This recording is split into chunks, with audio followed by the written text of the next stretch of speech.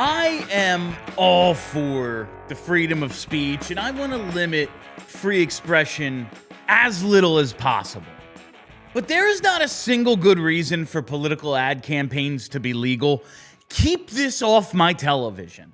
They serve absolutely no purpose but to annoy sports fans, because sports are the only thing anybody is still watching with freaking commercials. There's no expectation or requirement of truth or even consistency. There's absolutely no accountability for the winner to deliver anything in those ads. They're propaganda, but worse, they're a nuisance. It's the last thing anybody wants to hear or see in the middle of a game. I'm mad enough when I'm watching the Flyers. I do not need to think about the state of the world too. And at least after today, it's over for a little bit. But that's the other problem. It's not every 4 years with just like presidential campaigns. Every year is an election year, and the rhetoric never calms down. It is constant bombardment, and actual humans subjected to the partisan kerosene never get a chance at respite. And it's making the world worse. Outlaw political campaign ads, or really any commercial for anything other than a product I can hold in my hands. Get off my lawn, damn it.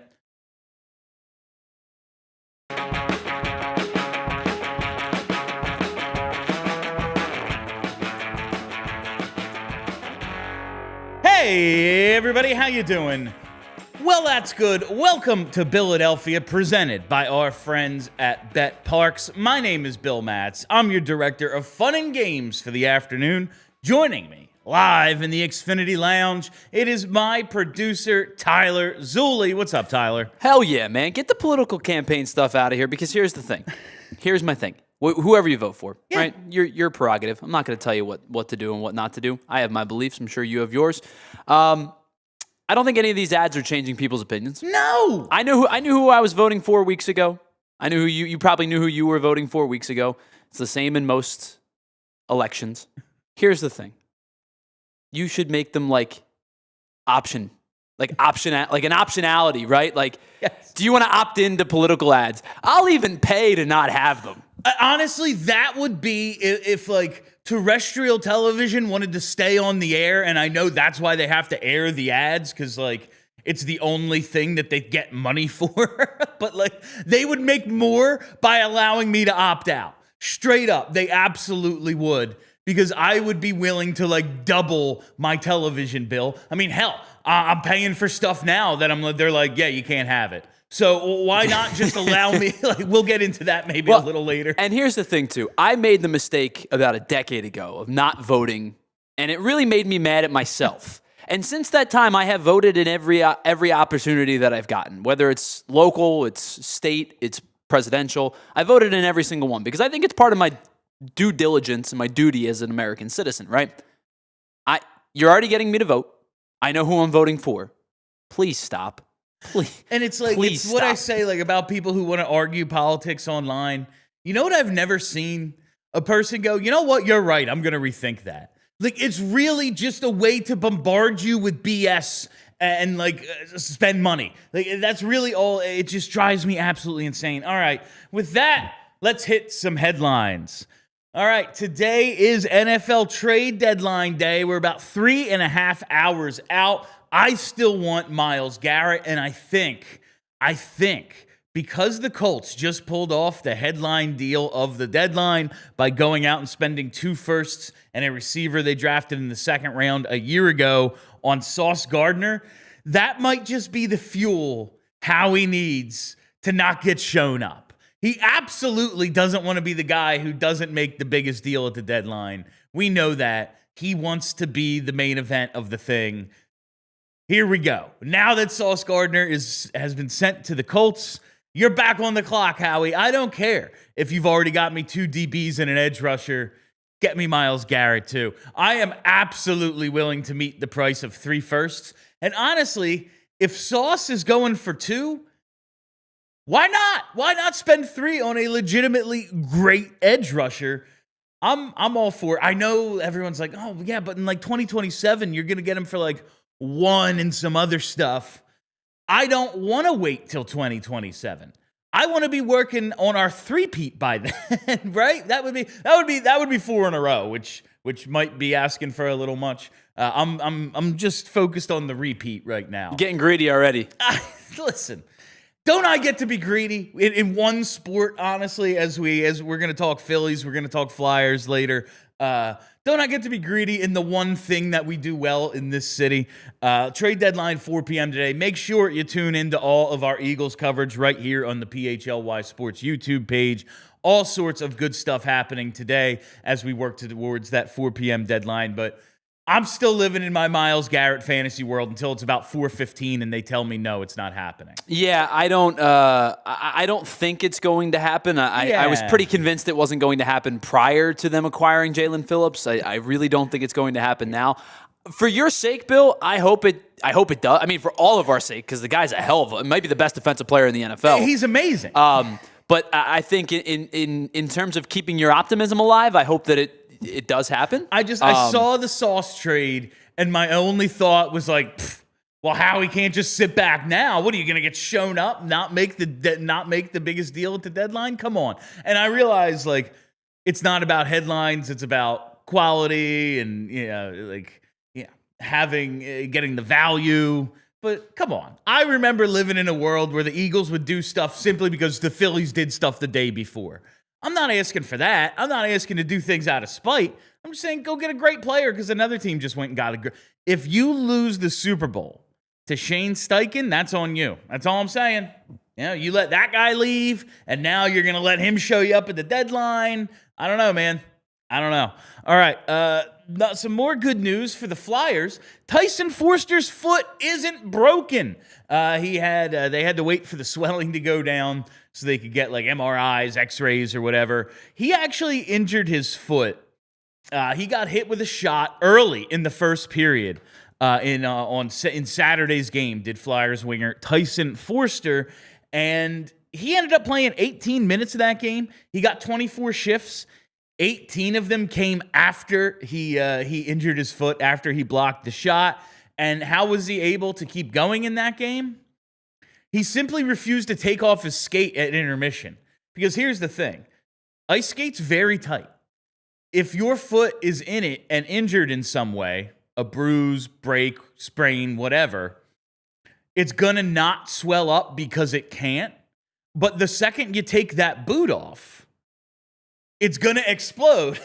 And then you will never get your foot back in that skate. So he was just like, did the old Chemo Timonen thing of, screw it, not going to take my skate off. And now he's on injured reserve, even though he finished that game and got 18 more shifts after the shot block, scored a goal in the third period.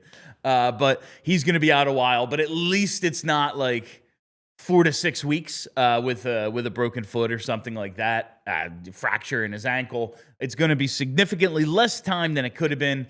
And I freaking love hockey. I do. Like, yeah, man, just don't take my skate off and I can probably keep playing. Yeah, I mean, like, we think it might be broken. Yeah, it's all right. Hockey players are just different, man. They are just so different. I mean, I think about NFL players like, remember Carson Wentz playing through the ACL tear, and NFL players are tough. They are. There's no doubt about it.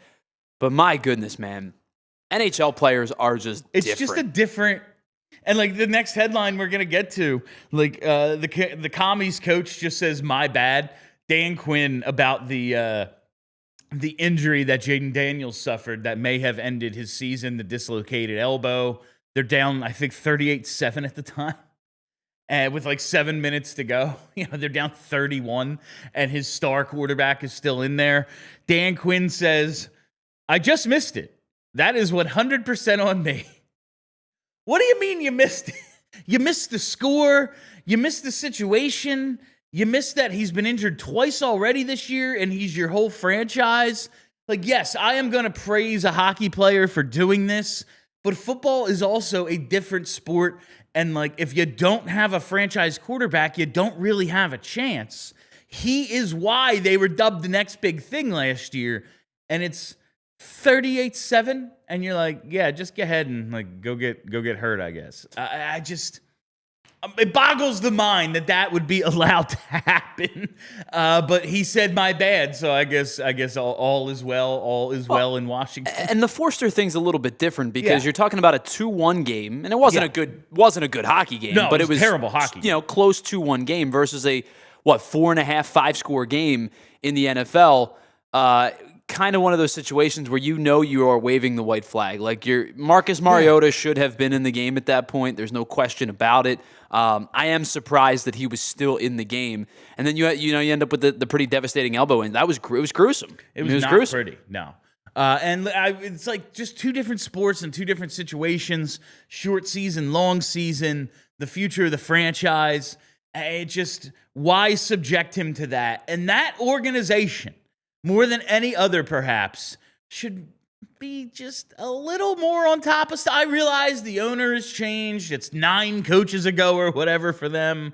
But, like, sometimes you pay for the sins of past regimes. Charlie and I talk about it all the time on the Flyers show. Like, yeah, we don't have a reason to mistrust Briere and Jonesy on this one subject, but it's a subject that we've really come to hold against the organization as a whole because of ways we've been burned in the past.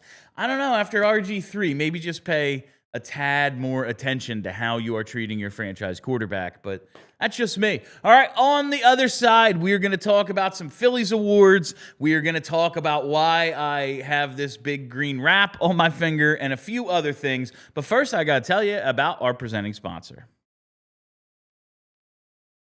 Whether your favorite team wins or not, there's always another way to win on the BetParx online casino app. They've got new games like Huff and More Puff, Fireblaze Sky Queen, some really, really good slots there. And it's the only app I use for all my favorite casino games right in the palm of my hand. And when I say all my favorites, I mean blackjack, I mean roulette, I mean craps, poker, baccarat, and hot online slots like Cash Eruption, 88 Fortunes, and Cleopatra. They've got slots based on your favorite streaming shows like The Walking Dead, Peaky Blinders, nostalgic favorites like The Goonies. And now, new users get up to $1,000 casino bonus back if you're down in the first 24 hours.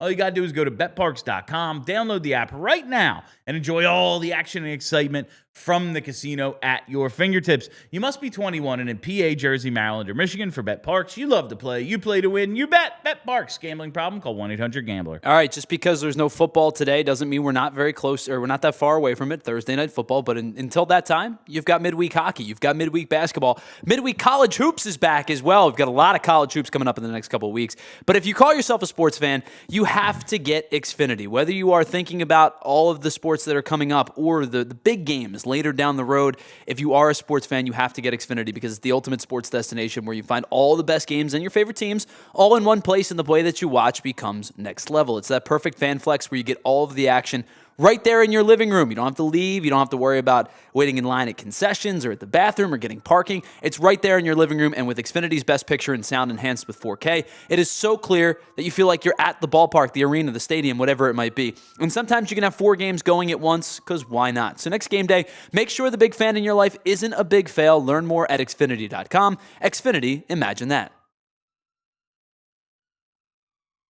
All right, welcome back. It is time for a little social studies because I saw on Twitter last night the Phillies announced that one of the Manager of the Year candidates was Rob Thomson, topper. And you could have seen that anywhere. It was on the awards announcements, all that. But the reason this is the social studies segment is because I immediately went to the comments, because why wouldn't you?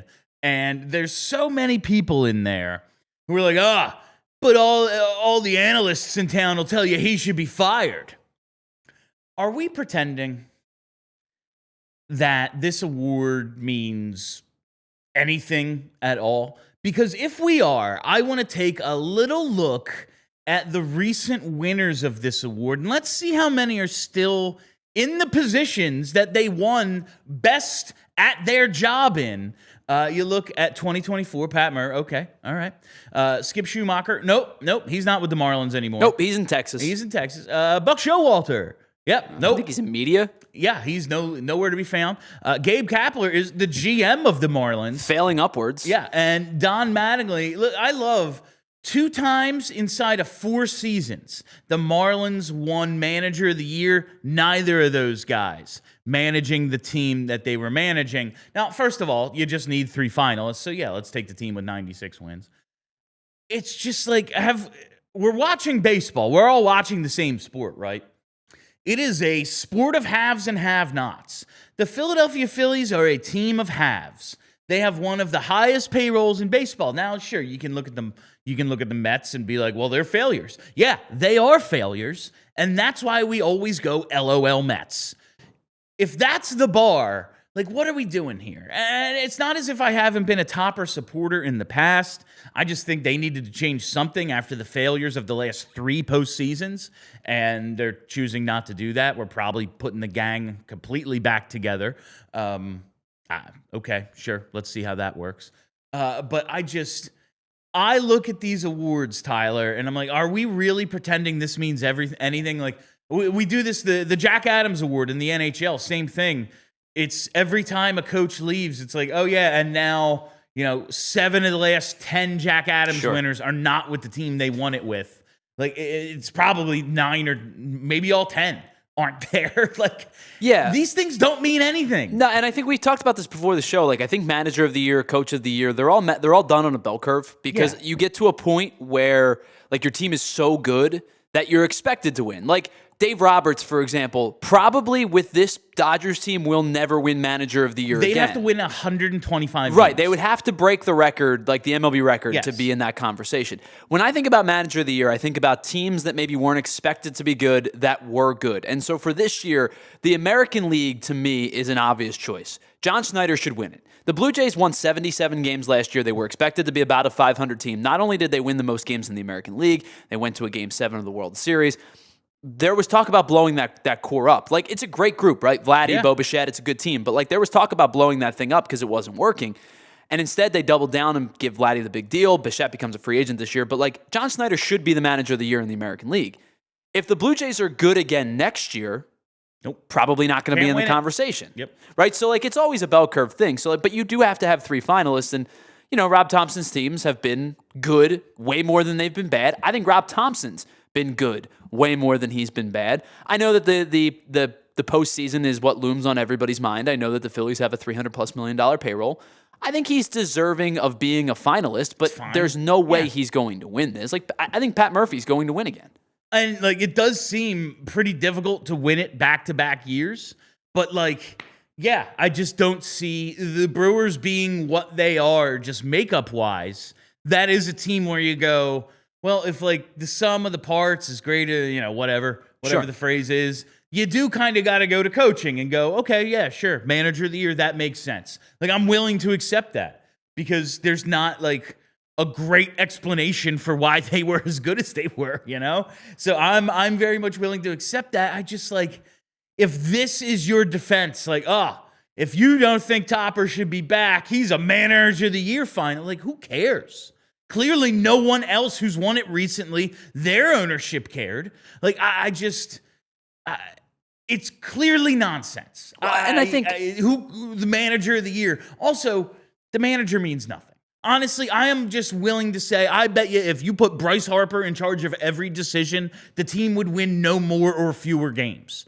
It would make no difference whatsoever. Yeah, I think that there's, like, I've said this plenty of times, I think that there is a 3-win, 3-loss range between the greatest and the worst managers in baseball. I think over 162, your decisions balance out pretty evenly. I think the worst manager might lose you 3-4 games. The best manager might win you 3-4 games.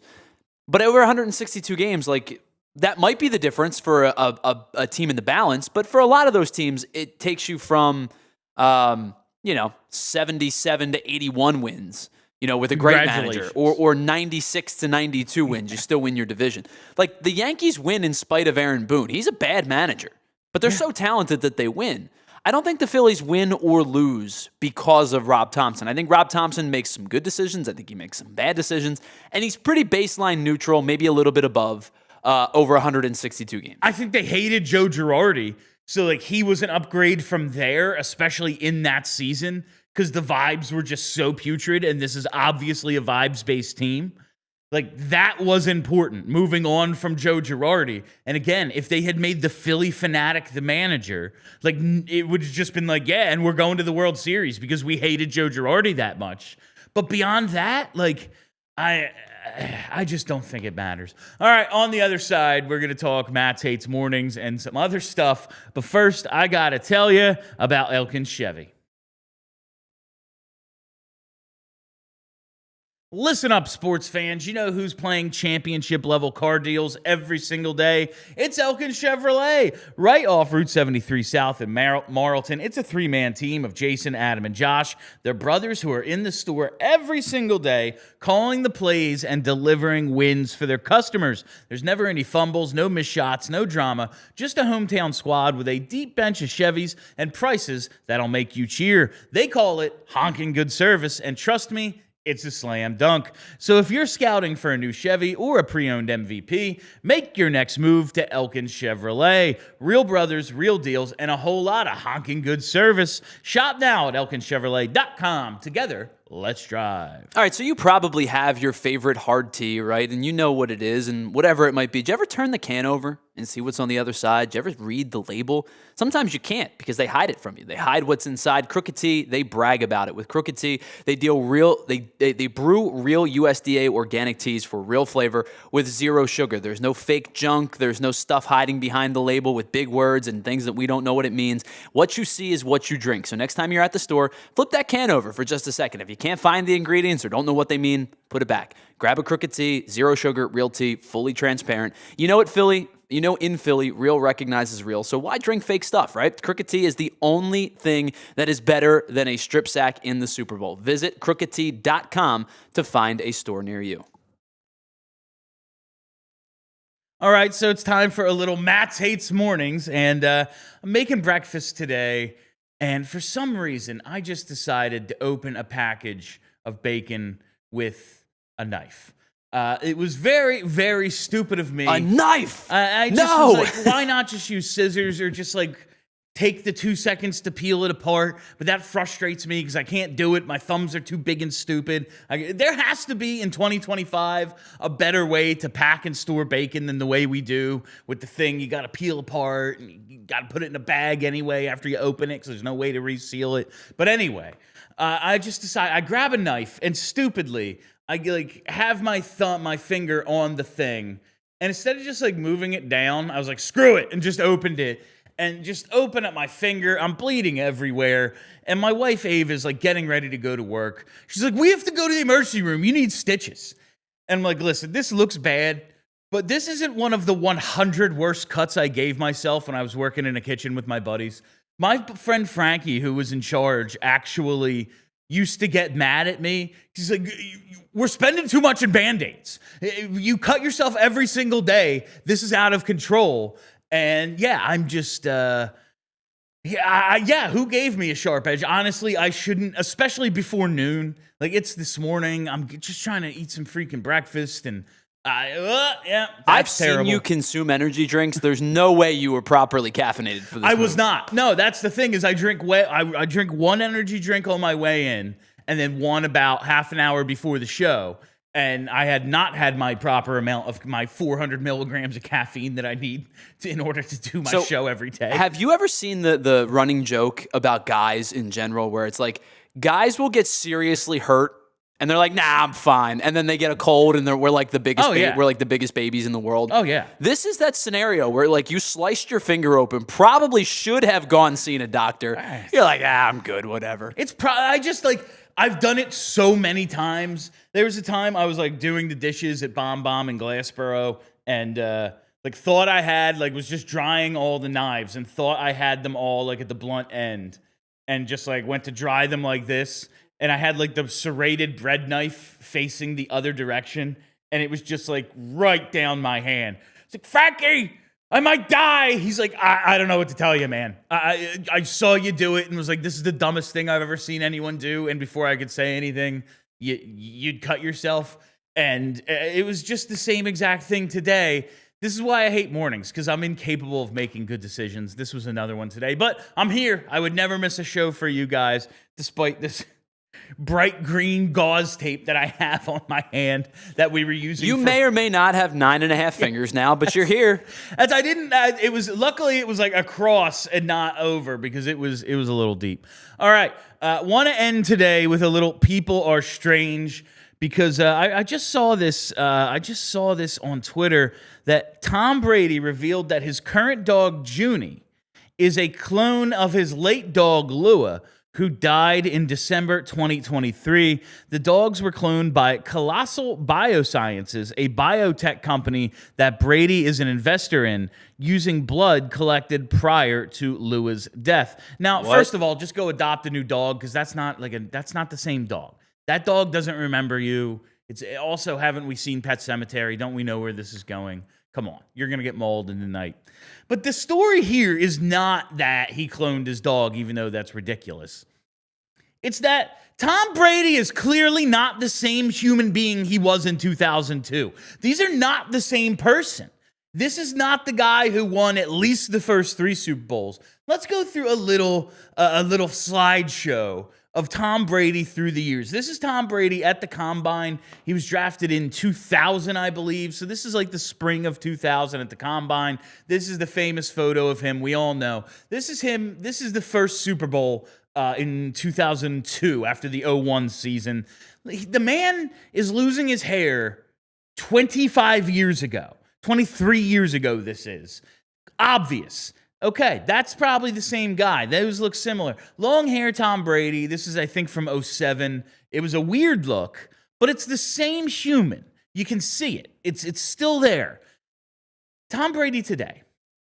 This is a man, quote, this is a cyborg or a clone, a reanimation.